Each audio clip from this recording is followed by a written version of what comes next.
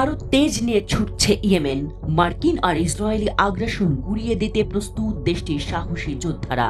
টানা হামলায় ইয়েমেনকে কাঁপিয়ে দিচ্ছে আমেরিকা, তবে কোনো লাভ হচ্ছে না। ধ্বংসস্তূপ থেকেই আসছে নতুন বিদ্রোহের ঘোষণা।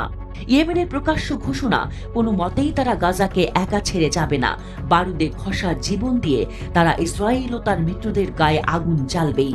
শত্রুদের কোনো ছাড় নয়, পরোয়া নয়। ইটের জবাব তারা দেবে অসীম পাহাড় ছুঁড়ে। আগ্রাসনের শেষ তারা দেখে নেবেই।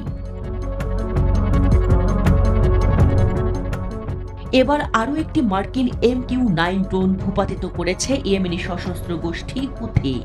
আল জাউফ প্রদেশের আকাশসীমায় সেটি শত্রুতামূলক মিশন চালাচ্ছিল বলে জানিয়েছে স্থানীয় গণমাধ্যমগুলো। হুথি বিদ্রোহীদের তথ্য মতে দেশীয়ভাবে তৈরি ক্ষেপণাস্ত্র দিয়ে এই ড্রোনটি ধ্বংস করা হয়।